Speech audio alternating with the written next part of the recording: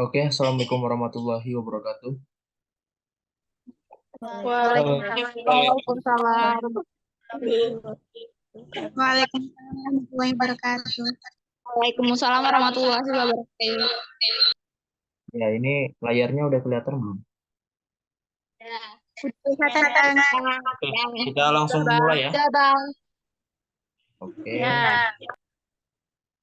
jadi kita masuk ke pertemuan ketiga, karena pertemuan kedua itu saya hitung dari yang mengumpulkan laporan kemarin. Jadi bagi yang masih belum mengumpulkan laporan, ya saya tertulis alfa atau izinnya. Jadi kita sekarang sudah masuk ke pertemuan ketiga. Di sini kita masuk ke materi yang saya bicarakan minggu lalu. Kita masuk ke materi pemrograman C++. Jadi nanti sebelum kita mulai, saya himbau teman-teman untuk menyiapkan laptopnya dan internet yang memadai, karena nanti kita akan ngoding langsung. Jadi kalau misalnya teman-teman bagi yang tidak ada laptop saat ini, mungkin bisa bareng temannya yang lain, atau mungkin bagaimana caranya lah, silahkan teman-teman pikirkan. Jadi kita akan masuk ke sejarah C++ dulu. Jadi C++ ini adalah bahasa pemrograman komputer yang dibuat oleh Bjarne Stroustrup yang merupakan perkembangan dari bahasa C dikembangkan di Bong Labs pada awal tahun 1970. Jadi ini merupakan bahasa yang cukup lawas. Jadi ini merupakan salah satu ibu bahasa di pemrograman karena ini merupakan salah satu bahasa yang diciptakan pada tahun awal, pada tahun 1970-an. Bahasa ini diturunkan dari bahasa sebelumnya, yaitu bahasa B. Kemudian kita akan membahas struktur bahasa C++. Struktur C++ itu sekurang-kurangnya terdiri atas 3 bagian. Yang pertama header file atau kepala file. Ini. Yang kedua adalah deklarasi fungsi utama. Dan yang ketiga merupakan baris program. Ketiga bagian ini tidak bisa diabaikan. Maksudnya tidak disertakan. 3 bagian ini wajib dimasukkan ke dalam program C++ agar program tersebut bisa berjalan. Header file itu merupakan kepala file yang akan menjelaskan seperti apa program itu di bawah header tersebut. Kemudian deklarasi fungsi utama merupakan fungsi yang akan dipanggil pertama kali ketika program dijalankan. Kalau tidak ada ini pun program C++ tidak bisa berjalan. Karena kita butuh fungsi utama yang akan dipanggil pertama kali. Dan di dalam fungsi utama tersebut, barulah kita masukkan baris program. Kemudian timbul pertanyaan berikutnya, apakah fungsi utama itu satu saja atau mungkin bisa lebih? Ya, bisa lebih. Fungsi yang selain fungsi utama itu disebut fungsi saja. Dan itu bisa dipanggil ke dalam fungsi utama. Jadi, pemrograman berbahasa C++ itu merupakan program yang dijalankan dalam bentuk file yang akan dijalankan sekaligus. Maksudnya, setiap baris yang akan dijalankan itu dilaksanakan sekaligus. Jadi kalau misalnya dalam suatu program ada yang kurang, antara 3 bagian ini, program tersebut tidak bisa berjalan. Dan artinya apa? Artinya bahasa C++ itu tidak bisa bagiannya ada yang berkurang dan tidak bisa salah ketik. Ya. Jadi ini perhatian buat teman-teman juga. Kalau misalnya ada error nanti kemudian teman-teman coding ada yang error, coba dilihat lagi codingannya. Mungkin ada bagian yang salah ketik. Mungkin titik komanya terhapus atau mungkin lupa memberi tanda pagar di sini, di sini. Satu huruf yang tidak termasuk, yang tidak terketik atau salah ketik itu bisa berujung kepada error program, ya. Jadi di sini kita tidak bisa ada typo sedikit pun. Kemudian kita lanjut ke header file yang tadi saya sebutkan. Header adalah bagian pada C++ yang berisi library atau perpustakaan fitur. Ya.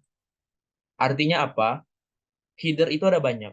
Contoh, ada header IOStream, ada header conio.h, ada header stdio.h, ada header windows.h, ada math.h, dan ada string.h yang masing-masing memiliki fungsi yang berbeda. Contoh, untuk header IOStream, kita mempunyai fungsi input berupa cin. Untuk conio.h, inputnya dengan kode yang berbeda. Ada getChar, ada get, dan ada getChe. Maksudnya seperti apa? Maksudnya, ketika teman-teman mengambil header IOStream, otomatis teman-teman tidak bisa mengambil fungsi kode dari bagian yang lain. Dari sini tidak bisa, dari sini tidak bisa. Kalau teman-teman ingin mengambil fungsi kode yang lain, teman-teman harus menyertakan library yang lain juga. Jadi nanti include-nya bisa lebih dari satu. Misal yang pertama, include stdio.h, nanti di bawahnya ada lagi pagar include conio.h untuk mengambil fungsi ini mungkin. Gitu. Artinya nanti penggunaan header file itu disesuaikan dengan kebutuhan program. Kalau program ini tidak membutuhkan fungsi code misalnya, otomatis mungkin tidak perlu dimasukkan header IOStream-nya. Tapi kalau misalnya nanti dibutuhkan, berarti teman-teman menyertakan header IOStream. Kemudian, kalau teman-teman lihat di sini, kita ada 3 kolom. Yang pertama, kolom input, itu merupakan kode untuk memasukkan nilai ke dalam program. Kemudian, kita punya kolom output, yaitu fungsi untuk menampilkan nilai dari program. Dan ada fungsi-fungsi yang lain. Nanti kita akan bahas lebih lanjut. Ya, lebih enaknya memang langsung praktik kalau seperti ini. Yang pertama, deklarasi fungsi utama. Setiap program, ini harus garis bawahi, setiap program yang ditulis dengan menggunakan bahasa C harus mempunyai fungsi utama. Fungsi tersebut bernama main, buka kurung, tutup kurung. Fungsi lain yang saya sebutkan tadi, fungsi selain fungsi utama yang ingin ditambahkan harus dimasukkan ke dalam fungsi utama supaya bisa dipanggil. Ya. Jadi di sini ada ketentuan bahwa setiap program harus mempunyai, ya, harus mempunyai. Dan setiap fungsi utama harus bernama main, buka kurung, tutup kurung, ya. Saya lebih senang menyebutnya fungsi main aja, langsung aja seperti itu, fungsi main. Dan bentuknya seperti ini. int main buka kurung tutup kurung, buka kurawal, nanti di sini tulis baris kodenya, nanti di ujungnya baru tulis tutup kurawal. Setiap ada pembukaan kurawal, harus ada penutupan kurawal. Tidak boleh dibuka saja. Kalau hanya dibuka dan tidak ditutup, otomatis program error. Kalau namanya berbeda, otomatis error juga. Kalau buka kurungnya tertulis double, otomatis error juga. Jadi kita memang harus menghafal pakem-pakem dari bahasa C++ ini. Kemudian masuk ke baris program. Bagian ketiga yang memuat kode-kode untuk menjalankan fitur tertentu. Baris program merupakan bagian inti dari program C++. Di sini teman-teman ingin memasukkan fungsi apa atau ingin membuat program yang seperti apa, itu diaturnya di sini. Ya. Contohnya, seperti yang gambar teman-teman lihat, di sini ada beberapa kode seperti kode variabel, ini kode variabel, kode input untuk memasukkan nilai, dan kode output. Ini kode output. Ini kode input. Sekarang pertanyaannya, kalau misalnya kita menggunakan fungsi printf dan scanf, berarti kita membutuhkan header yang seperti apa? Coba kita mundur lagi. Kalau kita ingin menggunakan printf dan scanf, otomatis header yang digunakan adalah stdio.h. Berarti nanti silakan dimasukkan ke headernya hashtag include stdio.h. Ya, jadi simple ya. Apa fungsi yang kita butuhkan, itulah header yang akan kita gunakan. Kemudian lanjut, tadi teman-teman lihat, di baris program itu ada int ABC. ABC yang kita maksud ini merupakan variabel. Variabel merupakan suatu tempat untuk menampung data. Misal, saya punya variabel A. Dan variabel A akan saya masukkan nilai 10. Kemudian, saya punya variabel B. Variabel B saya beri nilai 20. Kemudian pertanyaannya, berapakah nilai A ditambah B? Ada yang bisa jawab?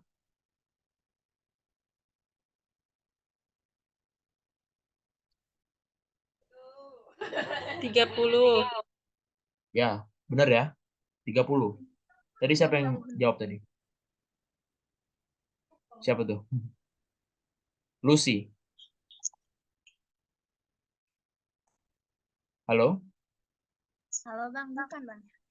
Tadi siapa yang jawab? Iya. Oh, Selfie Kak. oh iya, iya. Oke. Nah, jadi teman-teman lihat di sini, sudah paham konsepnya ya. Jadi variabel merupakan tempat untuk menampung data. Kemudian, setiap variabel itu ada tipe datanya. Contoh, tipe data untuk variabel A itu menyimpan nilai berbentuk angka. Kalau menggunakan variabel A untuk menyimpan angka, berarti tipe datanya integer, int. int A titik koma itu adalah mendeklarasikan variabel A bertipe integer. int itu singkatan dari integer.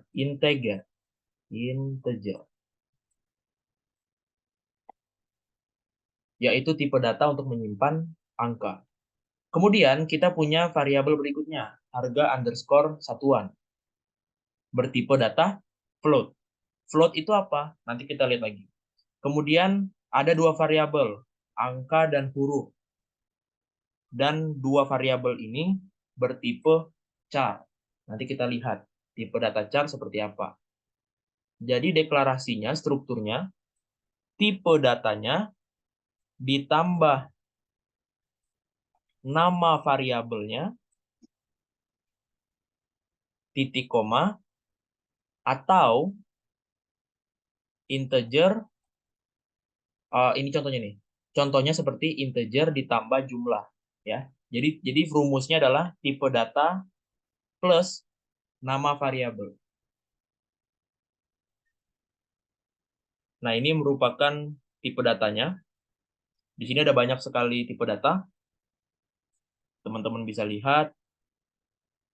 Di sini ada tipe data integer yang bisa menampung nilai dari minus 2.147.483.648 hingga kebalikannya lagi dalam bentuk nilai yang positif. Ada unsigned in, ada float. Nah, float itu untuk menerima nilai berkoma, misalnya 3,4, 5,8, nilai desimal lah, ya. Float untuk menerima nilai desimal, sedangkan integer untuk menerima nilai angka biasa, ya. Kemudian double itu untuk menerima nilai desimal juga, tapi untuk rentang yang lebih luas. Ya, jadi dia minusnya sama nilai plusnya itu jauh lebih lebar daripada tipe data float. Apalagi yang lebih besar dari double itu adalah long double, itu lebih besar lagi. Kemudian ada tipe data bool, singkatan dari boolean, itu hanya menerima data true or false, benar atau salah. Sedangkan tipe data char untuk menerima huruf dan angka. Ini silakan teman-teman catat aja itu. Kemudian kita masuk ke aturan penulisan variabel. Jadi ketika ingin menulis nama variabel, ada aturan yang harus dipenuhi. Yang pertama, tidak boleh dimulai dengan karakter non-huruf. Misalnya awalan nama variabelnya angka, 0 angka, atau 12 variabel. Itu tidak boleh. Kemudian yang kedua, dalam penulisan variabel tidak boleh ada spasi. Dan yang ketiga, tidak boleh menggunakan karakter simbol seperti ini. Dan yang terakhir, tidak boleh menggunakan reserved words yang ada di dalam C atau bahasa C++. Apa sih reserved words itu? Reserved word itu adalah kata-kata yang telah diambil oleh sistem untuk menjalankan fungsi sistem. Jadi, kita tidak boleh menggunakan kata-kata berikut pada program kita. Nama variabel yang menggunakan nama-nama berikut ini, itu kalau dijalankan programnya akan menghasilkan error. Nama-nama ini sudah dipakai untuk fungsi sistem dan tidak boleh digunakan oleh kita sebagai pengguna sistem. Ya, ini silakan dicatat aja. Jadi nanti kalau teman-teman mau buat variabel, misalnya namanya apa ya? Misalnya namanya return, integer return, itu akan menghasilkan nilai error. Jadi jangan bingung kalau ternyata nanti ada error karena hal ini, kita gunakan nama-nama yang lain. Kemudian kita masuk ke tahap berikutnya. Pembelajaran berikutnya kita belajar tentang assignment. Assignment adalah proses memasukkan isi data ke dalam variabel. Jadi awalnya variabel itu masih polos, belum ada isinya, dan hanya dijelaskan tipe data dan nama variabelnya. Sekarang di proses assignment, kita memanggil variabel tersebut dan memberi nilai ke dalam variabel tersebut. Rumusnya adalah nama variabel sama dengan isi nilainya. Ya. Bisa juga digabung seperti ini sekaligus. Kalau mau digabung sekaligus biar nggak ribet ya. Tipe data ditambah nama data atau nama variabel sama dengan isi nilainya. Contoh, int var1 sama dengan 10. Artinya apa? Artinya variabel 1 bernilai 10. Contoh penggunaannya di gambar ini. Silakan dilihat.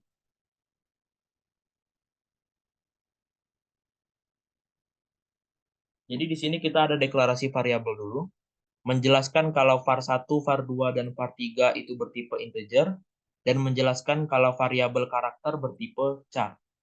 Kemudian sekarang var1 diberi nilai 10, var2 diberi nilai 20, dan var3 diberi nilai hasil pertambahan var1 dan var2. Dan variabel karakter diberi nilai A. A ini merupakan teks atau huruf. Jika ingin memberikan nilai teks ke dalam variabel, jangan lupa gunakan tanda kutip. Tanda kutip 1. Oke? Dan jangan lupakan titik koma di setiap baris.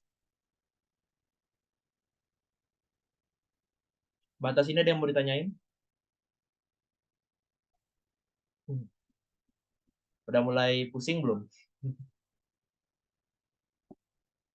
Belum pusing ya? Masih bisa lanjut ya? Enggak. Kita lanjut aja. Sekarang kita masuk ke materi berikutnya. Konstanta. Konstanta adalah variabel yang isinya tidak dapat dirubah-rubah. Maksudnya seperti apa? Hanya sekali deklarasi dan permanen pada program itu. Contohnya, kita beri penulisan. Yang pertama kasih kode const, ya, singkatan dari konstanta. Tipe data, nama konstantanya atau nama variabelnya sama dengan value atau isi dari variabel tersebut. Const integer mhs, nama variabelnya 20. Artinya, isi variabel MHS yaitu 20 dan tidak dapat diubah lagi. Karena kita membubuhkan tanda konstanta di depan. Kemudian yang berikutnya, itu komentar. Komentar adalah bagian yang berisi komentar dari kita. Dan isi dari komentar tidak akan dijalankan oleh sistem. Ya, tidak akan dijalankan oleh sistem. Hanya sebagai penjelas dan hanya sekedar tulisan biasa. Maksudnya apa? Setiap yang teman-teman masukkan komentar ke dalam program, itu tidak akan dijalankan oleh sistem. Hanya sebagai penjelas saja atau sekedar tulisan biasa. Rumusnya, garis miring 2 kali, masukkan komentar setelah itu. Nih, garis miring 2 kali, masukkan ini. Atau, garis miring bintang, kasih komentar, nanti di ujungnya harus dikasih bintang garis miring. Ya. Udah kelihatan perbedaannya, udah kelihatan ya.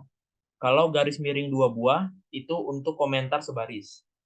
Tapi kalau garis miring bintang, itu untuk komentar yang lebih dari 1 baris. Multi baris. Nah, sekarang kita masuk ke ngoding. Silakan kunjungi situs berikut. Ya. https://www.programmis.com/cpp /programming/online/compiler.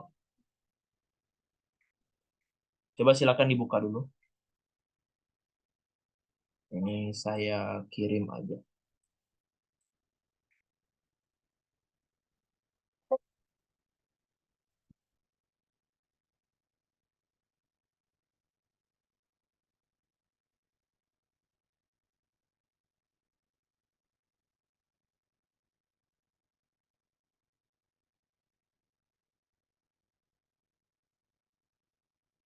Itu linknya sudah saya kirim ke grup.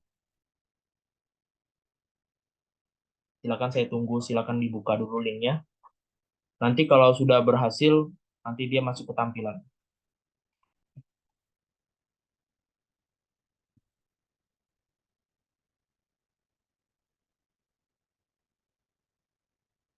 Nanti kalau sudah berhasil, tampilannya seperti ini ya.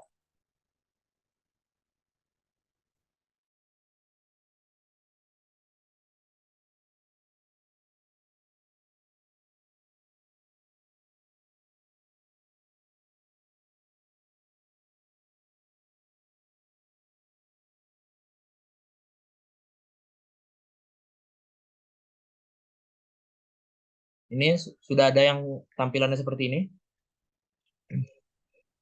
Sudah, Bang. Oke, jadi kita bisa. Oke. Jadi kita sudah bisa lanjut ya. Kalau teman-teman lihat di gambar di layar, di sebelah kiri ini merupakan tempat untuk ngodingnya, untuk membuat baris kodenya, dan di kanan ini merupakan tempat untuk hasilnya. Jadi programnya setelah teman-teman buat di sebelah kiri, teman-teman klik run, jalankan, nanti hasilnya di sebelah kanan, ya. Nanti kita lihat apakah program teman-teman itu berjalan dengan baik atau tidak.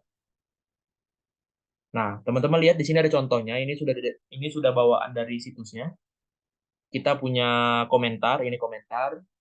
Kita punya header, kita punya deklarasi fungsi utama, dan kita punya kode yang akan ditampilkan. Kita ingin menampilkan kode tulisan Hello World. Dan setelah di running, ini sudah berhasil ya. Sudah menampilkan tulisan Hello World. Nah, sekarang teman-teman tugasnya, kita akan buat program pertama ini. Buatlah program di bawah ini. Jadi silahkan diikuti. Misalnya garis miring, nama teman-teman kita ganti di sini.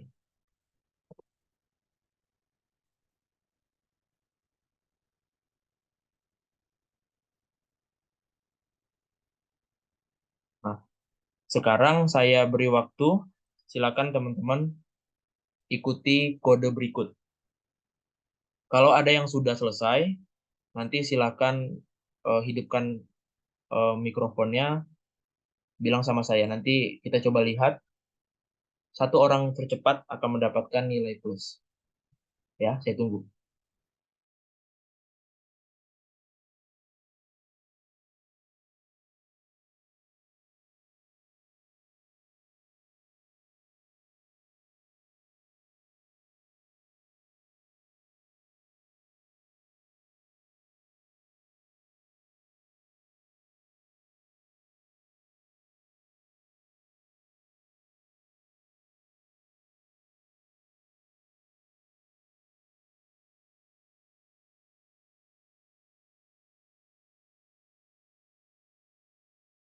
Udah bang,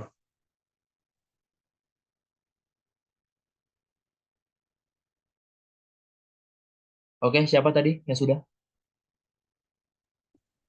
Abdillah Hafiz. Oke, silakan di share screen Nabila. Kita lihat programnya.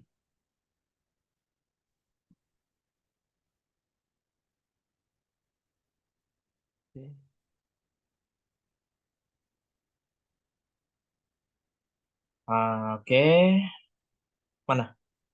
Ntar, Kak. Oke.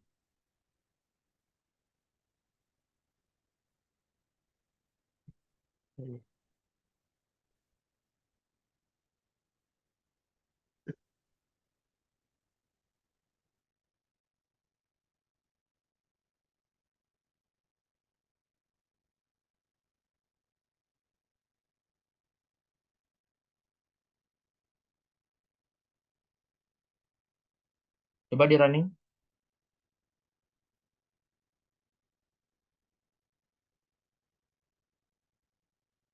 Kenapa belum bisa? Tadi udah bisa.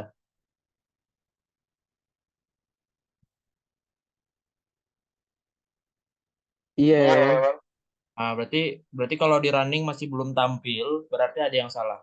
Ini kalau kita Oh. lihat di hasil program yang dibuat oleh Hafiz ini, kita ada bagian yang salah ini. Di baris ke-10 itu ada kode std.2.2 code ya. Sedangkan yang saya suruh contohkan itu yang punya saya itu code itu berbeda lah garisnya. Coba di stop dulu share screen ya. Nah, ini coba kita lihat.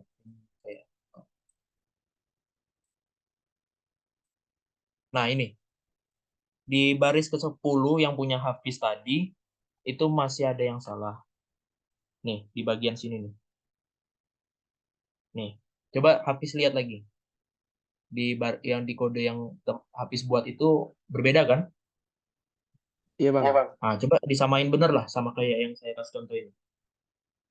Oke, masih dibuka ya teman-teman lain yang sudah selesai. Punya Rahayu sudah, Bang.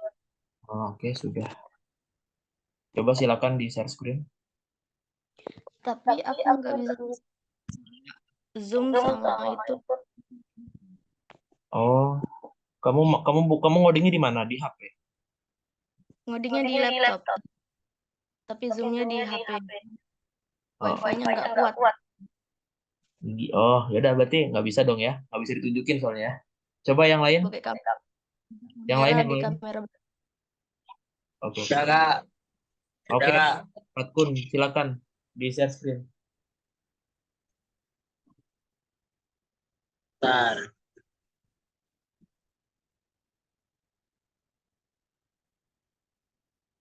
Keluar ah. Bentar, bentar, Kak. Bentar deh.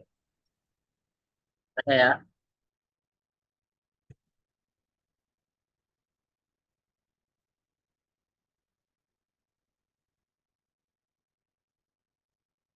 Muncul Oke. lah. Coba ya, coba Muncul lihat codingannya tadi. Mana? ini pertimbangannya. Oke. Oke, udah bener ya. Ini satu orang udah bener. Oke, silakan di stop share di Oke, Fatkun ya. Oke, 060. ya. Oke, dia dapat ini nilai plus. Kita lanjut. Hmm, udah tinggal 5 menit lagi. Nanti kita Oke, sekarang masuk ke program kedua. Silakan diikuti. Jadi program yang pertama tadi silakan dihapus, sekarang masuk ke program kedua. Silakan diikuti. Kalau sudah ada yang berhasil, satu orang saya hitung untuk dapat nilai plus, ya. Langsung aja buka mic-nya, nanti ngomong.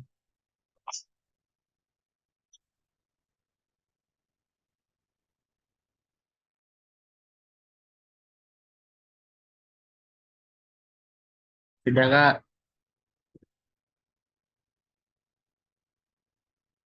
Oke, siapa tadi? Patkun Kak. Kalau Patkun nanti dulu dah.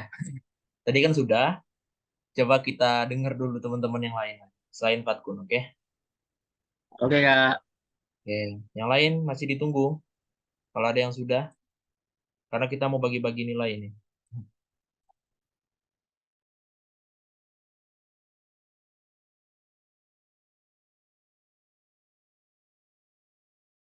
Udah, Kak.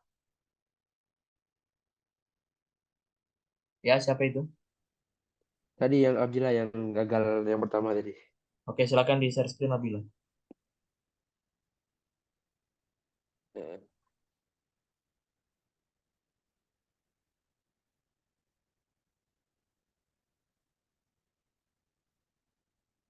Coba di running. tadi bisa loh, Kak. Noh, sekarang nggak bisa lagi. Iya, Aduh, tadi. aduh. Nah, Nah, kenapa nggak ada?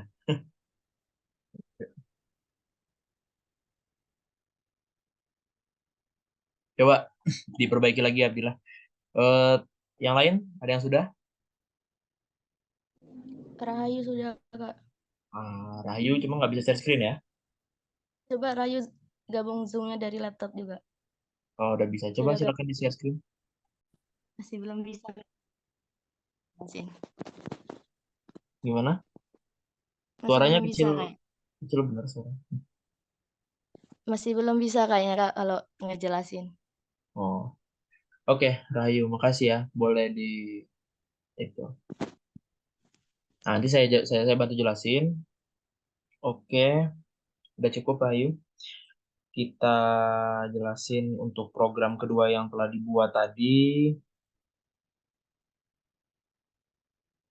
Jadi ini merupakan program untuk menampilkan fungsi dari perubahan nilai yang ada di variabel X, ya. Jadi kita di sini punya variabel X yang bertipe integer. Kemudian kita assignment nilai X tersebut dengan value 10. Kemudian kita tampilkan tulisan isi pertama dari X adalah, dan di sini adalah tempat untuk memanggil variabel X ini, ya. Jadi X ini sekarang nanti ketika ditampilkan akan ditukar dengan 10. Kemudian di baris berikutnya X berubah value dari yang tadinya 10 menjadi 20. Itu berarti di fungsi penampilan yang kedua, isi setelah diubah dari X adalah 20. Karena X-nya sudah diberi nilai yang baru. Dari yang tadinya 10, sekarang diberi nilai 20. Ya. Dan cara untuk memanggil variabelnya seperti ini. Pertama, kita kasih kode code dulu. Code, kemudian simbol ini 2 kali. Kemudian tanda kutip. Isi pertama dari X adalah sama dengan tutup kutipnya. Kemudian pakai simbol yang sama untuk ditutup. Kemudian dimasukkan variabel X atau variabel apapun yang mau kita masukin. Kemudian bisa ditutup lagi dengan seperti ini. Kemudian ditambah tanda kutip /n. /n ini berfungsi untuk memberikan perintah bahwa baris berikutnya adalah baris baru. Kalau ini tidak diberikan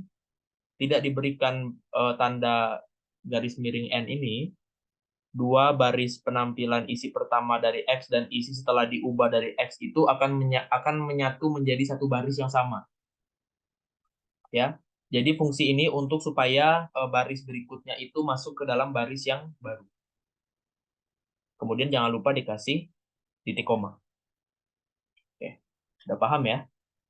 Ada yang mau ditanyakan?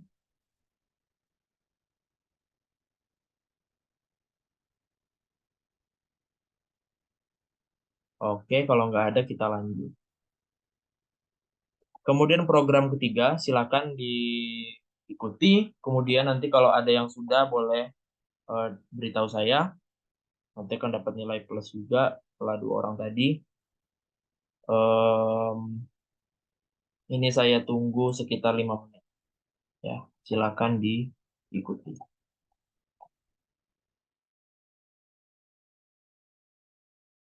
Udah, Kak.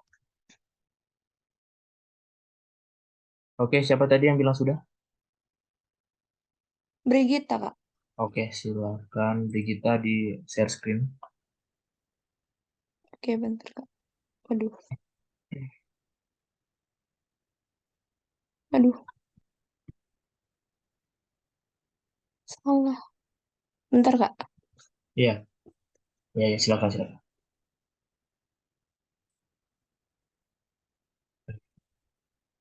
Aduh.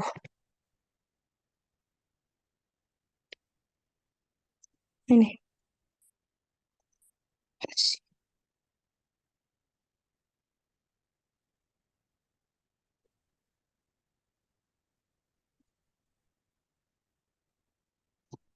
Ini, Kak.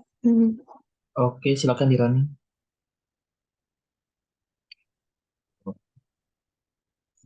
Kok? Aduh. Gak bisa juga. Loh, Padahal tadi bisa. loh. Kok gitu? Kenapa ya? Kenapa ya? Ada kalau belum bisa. Tapi kalau dari codingannya oke kayaknya sih. Cuma masih belum bisa ya, belum bisa ditampilin. Yang lain ada yang sudah? Fauzia, Kak. Oke, silakan Fauzia. Fauzia. Oke.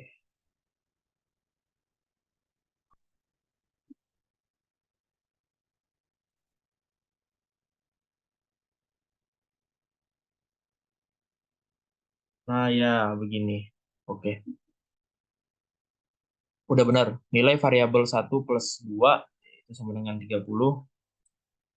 Dan nilai karakter sama dengan A. Ya. Ini kita share screen dulu. Oke, jadi ini merupakan program ketiga. Di sini teman-teman lihat di bagian deklarasi variabel itu kita punya 4 variabel. Yang pertama variabel var1, var2, var3, kemudian variabel karakter. var1 diberi nilai 10, var2 diberi nilai 20, dan var3 adalah pertambahan dari var1 plus var2. Ya. Dan dilihat di sini kita menggunakan titik koma tiap baris.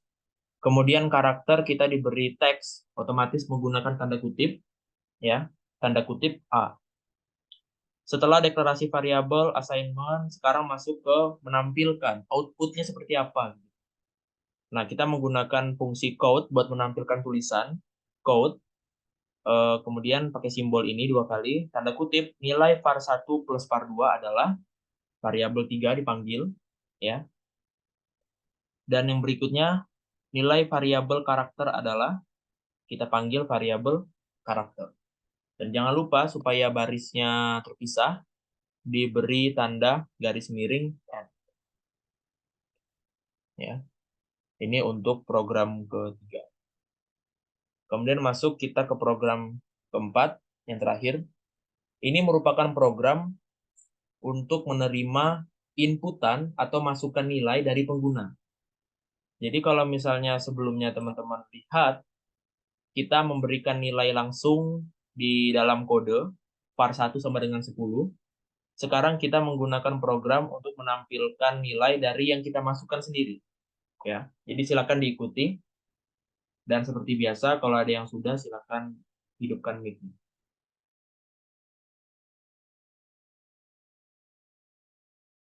Oke, gimana? Ada yang sudah? Ini sudah belum nih? Atau banyak yang error? Nah, teman-teman kalau ada yang Kak, error jangan diam aja ya. Kak, Bang, Ya, ya, silakan. Siapa tadi? sudah Bang. Ah, sudah. Oke, Raihan, silakan di share screen.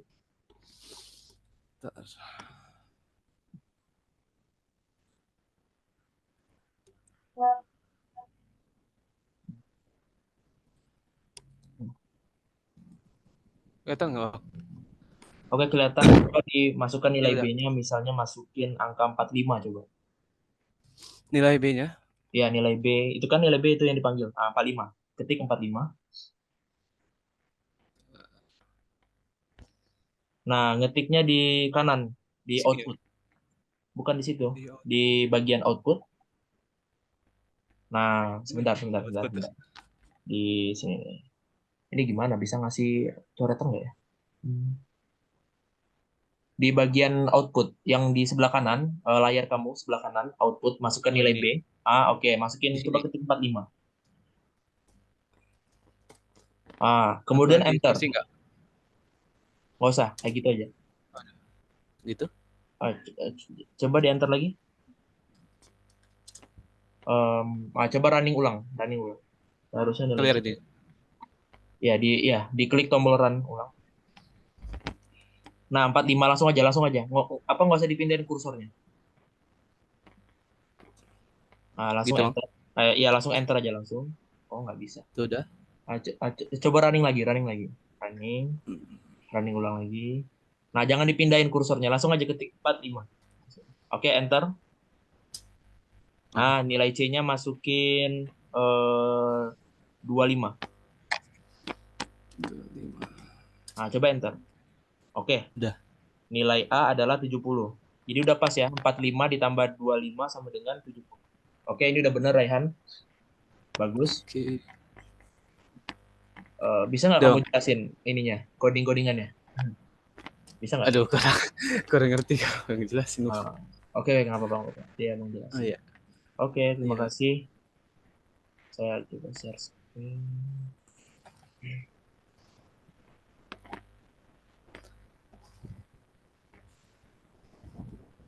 Nah, jadi di sini merupakan program yang sedikit berbeda dari yang kita kerjain sebelumnya. Kalau teman-teman lihat tadi, di program sebelumnya kita tidak bisa memasukkan nilai ya. Nah, di program yang terakhir ini, kita bisa memasukkan nilai sendiri dan sebebas kita mau masukin nilai berapa.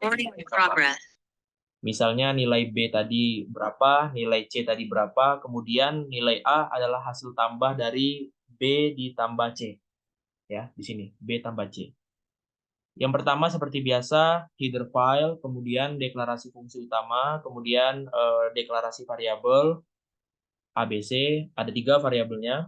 Kemudian printf, tampilkan tulisan berikut, masukkan nilai B, kemudian kita masukin nilainya dan akan disimpan ke dalam fungsi scanf. Nah, scanf ini merupakan fungsi untuk menerima masukan dari kita, menerima inputan dari kita. Dan akan dimasukkan ke dalam variabel B menggunakan fungsi scanf. Scanf, tanda kutip, %D, tutup kutip, koma, dan B. Dan B itu untuk memasukkan variabel ke dalam variabel B. Dan di bawahnya sama, menggunakan scanf juga, tapi ini untuk dimasukkan ke dalam variabel C. Dan C.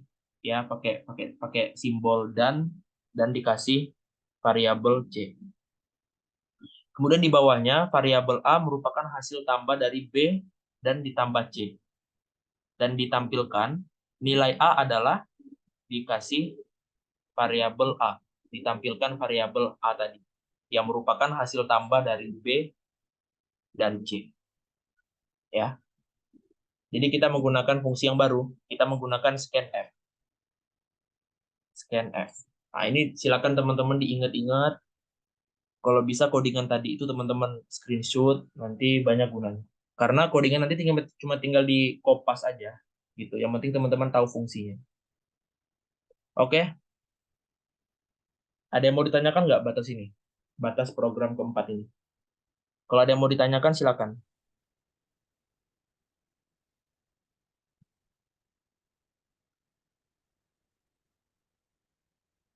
Kalau nggak ada, berarti sudah cukup paham ya. Kita bisa lanjut. Oke. Silakan Abdullah Kak, ya. ya, saya Hmm, penasaran aja Kak, kenapa kita belajarnya C++? Oke. Dari karena ada pilihan yang lebih mudah atau yang lebih mudah. Oke. Kenapa tadi ya pertanyaannya ya? Kenapa kita memilih pembahasan bahasa C++? Karena memang benar Ya, kita menggunakan bahasa yang lain juga bisa. Kita bisa gunakan bahasa Python. Tapi memang ini ada dua faktor utama kenapa saya mengajarkan C++. Yang pertama, ini merupakan modul bawaan dari UNIF ya, dari LPMPP. Jadi memang kita diwajibkan untuk mengajarkan C++. Dan juga faktor keduanya adalah karena Bu Julia, dosen kalian juga menyuruh saya mengajarkan bahasa C++. Jadi di situ poinnya. Sebenarnya bisa menggunakan bahasa lain. Tapi kalau kita lihat dari alasannya seperti itu, kalau dari alasan teknisnya, kenapa kita menggunakan C++? Karena untuk mempelajari bahasa yang lebih mudah, kita harus mempelajari bahasa ibunya. Gitu. Karena C++ ini merupakan bahasa yang sudah cukup tua, di sini ada banyak sekali struktur yang harus kita pahami sebagai kerangka pembuatan program. Jadi nanti kalau kita ingin mengerjakan program dengan bahasa yang lebih gampang, ya setidaknya teman-teman udah paham konsepnya. Tapi kalau terbalik, kita menggunakan program yang lebih gampang baru ke yang susah, biasanya kita bakal kaget. Karena memang banyak peraturannya di C++ ini. Dia harus pakai titik koma, dia harus pakai kurung kurawal.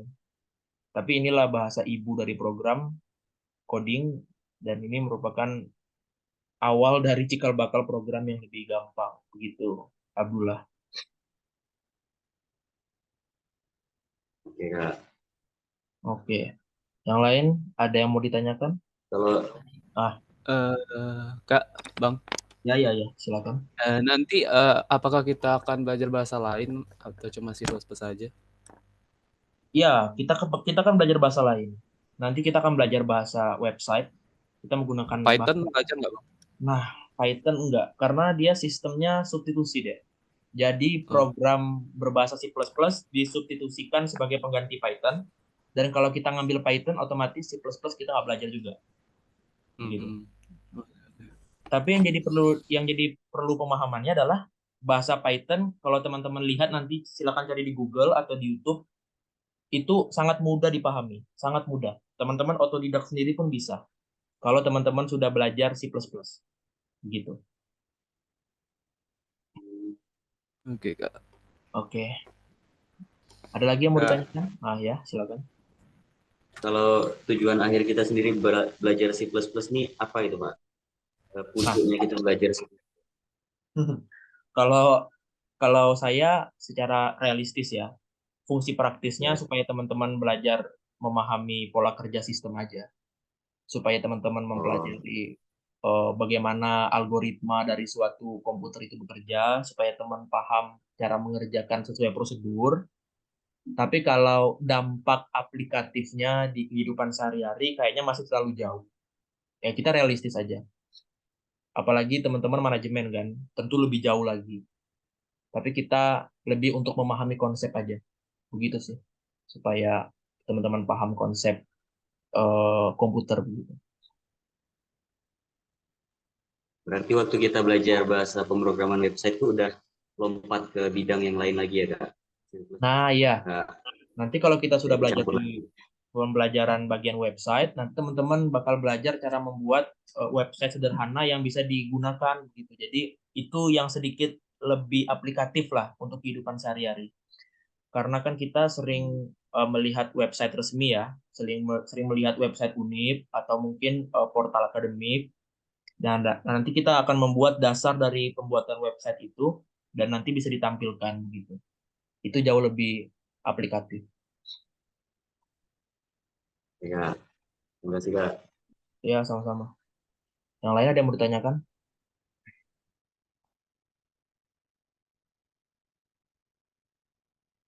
Oke, kalau nggak ada, kayaknya cukup ya. Kita lanjut ke kuis. Oke, kita punya kuis. Tapi sebelum kuis ini dipahami, kita absen dulu. Jadi nanti silakan dikumpulkan di classroom berupa gambarnya, gambar kode dan gambar outputnya, hasilnya. Nanti dimasukkan ke dalam satu file PDF ya. Formatnya npm underscore kuis 2. Ya. Maaf Kak, buat laporan kayak kemarin Kak. Oh enggak.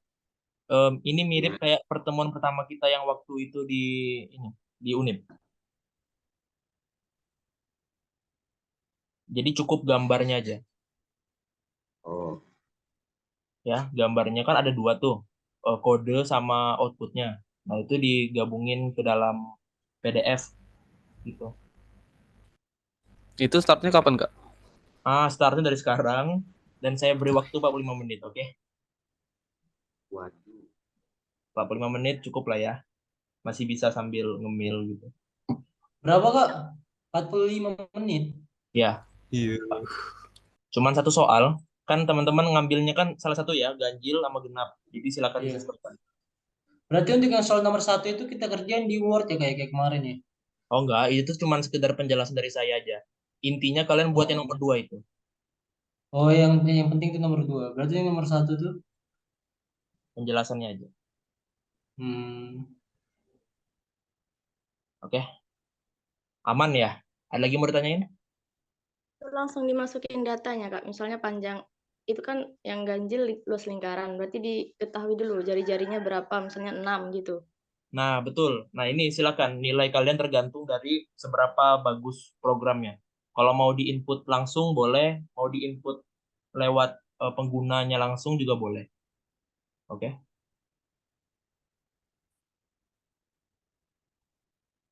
Ada lagi mau tanyain? Kak, PDF tadi boleh kirim ke grup. Apa? PDF yang mana? Maksud saya yang PPT Kakak tadi. Oh, PPT yang ini. Oh. Ya, yang penjelasan Kakak tadi. Oh, aduh. Kalau PPT kita nggak share ya. Jadi teman-teman silakan di screenshot aja tadi harusnya. Karena kita menghindari yang nggak hadir. Kalau record Kak, kan ini direkam. Nah, kalau mau lihat recordnya nanti saya upload di YouTube. Nanti lihat di YouTube, saya kasih linknya. Tapi malam nanti.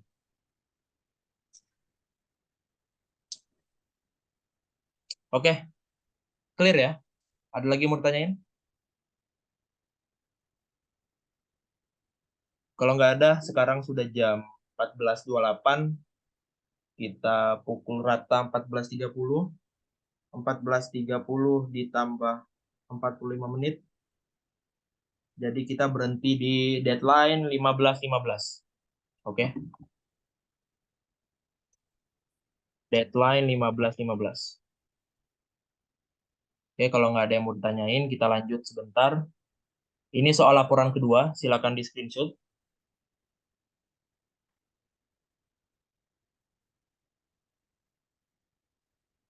Oke, sudah ya. Dan ini sistematika laporannya sama. Deadline dan revisi terakhir hari Jumat. Kumpul 1 hari setelah praktikum dapat +3. Laporan bersih revisi +5.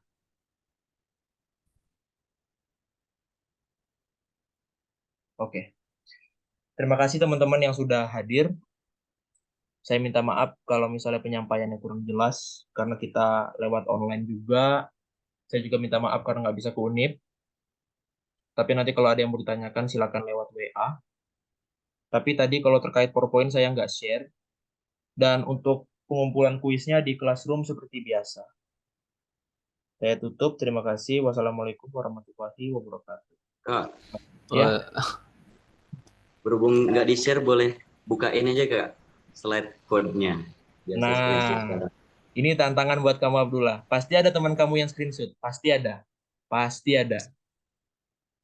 Lu tandai gue deh. Tanya aku. Nah, pasti teman kamu ada yang screenshot. Silakan minta. Kalian kan ada grup. Silakan ngobrolnya di sana. Intinya 15.15 pengumpulan kuis terakhir. Oke, Oke, Kak. saya tutup ya. Tadi sudah saya tutup. Wassalamualaikum warahmatullahi wabarakatuh. Waalaikumsalam.